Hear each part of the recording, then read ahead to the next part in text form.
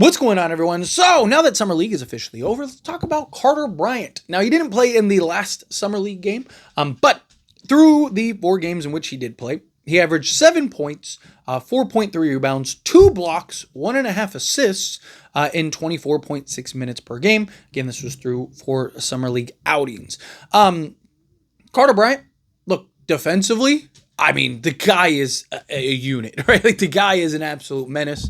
You saw some flashes of the offense, but he has a long way to go offensively, right? If we're being honest. He is a guy that I do think right now could be that defensive assignment guy for you, right? You could slot in, give you that perimeter defense, which Brian Wright himself said he wanted to be defensive focused this season, right? That a lot of the moves and stuff that he made was to kind of help the defense, especially when Wemby is not on the court. I think Carter Bryant is one of those guys that can really help with kind of that defensive vision, that defensive unit, right? I am very high on Carter Bryant. I was high on him. He was the guy I was like, hey, if he's there at 14, you got to take him, because I think he has the potential to be one of the better players, if not the best player in this draft. I've talked about it before. If you jumped into a ship, ended up going into the future, coming back, and was like, hey, by the way, Carter Bryant is the best player on the Spurs, not named Wemby, I'd fully believe you, right? Like, I think he has, like, Kawhi Leonard upside and potential, like, get a bucket, get a stop, one of the best in the game in that, right?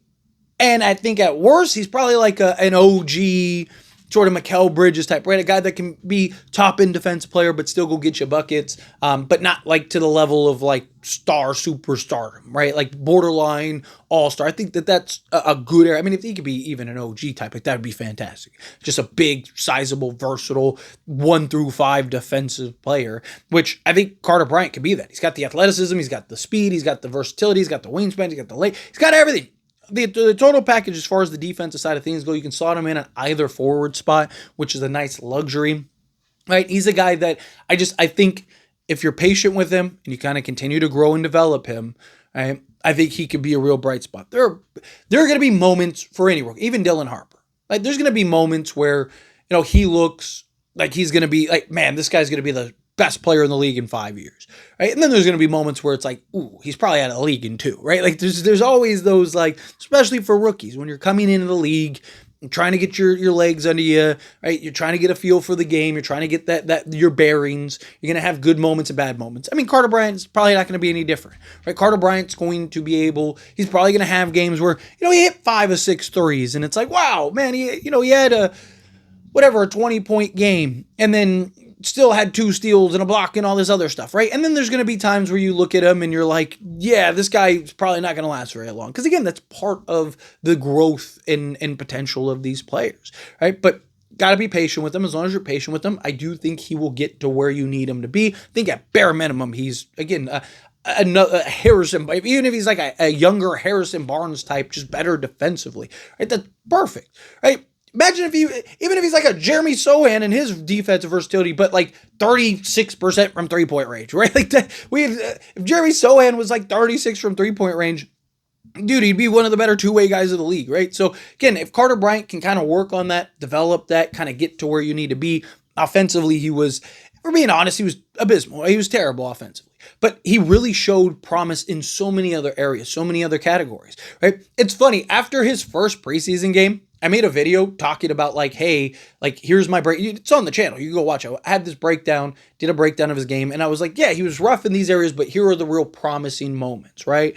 And a lot of people in that comment section, surprisingly, did not agree with my praise of Carter Bryant, even though it was his first game, right? And all the things that I talked about ended up you seeing more and more of as we progressed, right? And now everyone's like, oh, Carter Bryant, man, the dude is this, that, and the other. And it's like, okay, well, where were you during the first game, right? Like, I talked about the negatives. Hey, he looked bad in these areas, but he looked really good in these areas.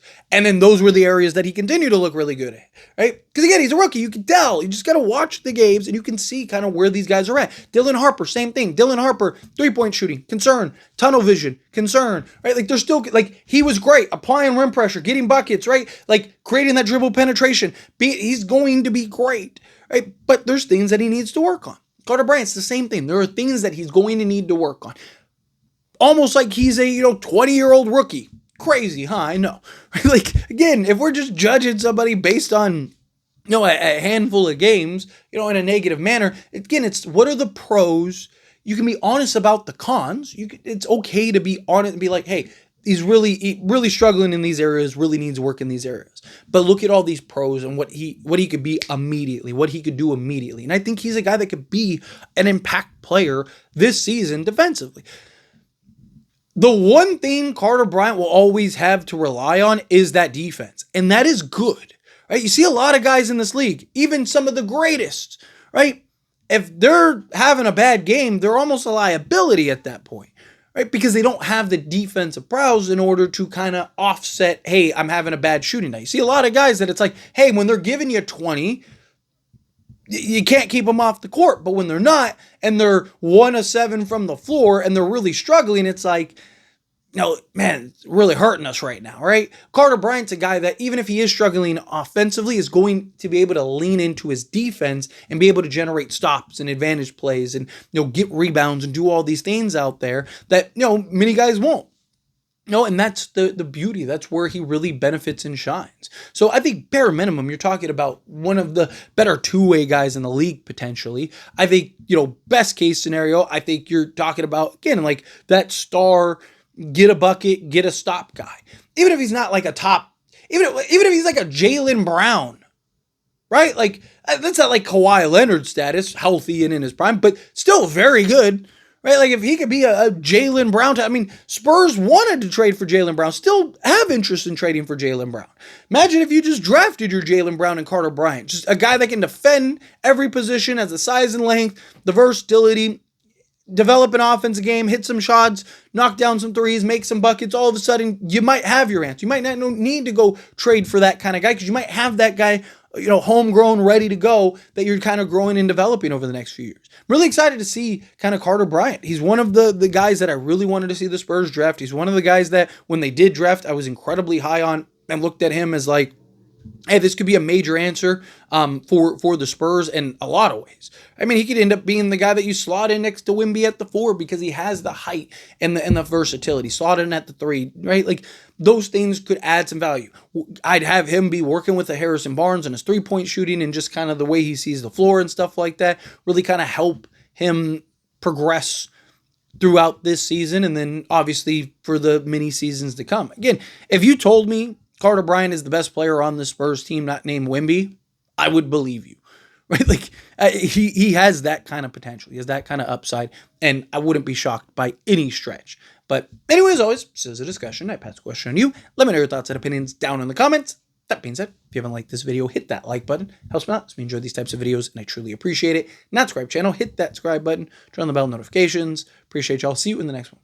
Thank you.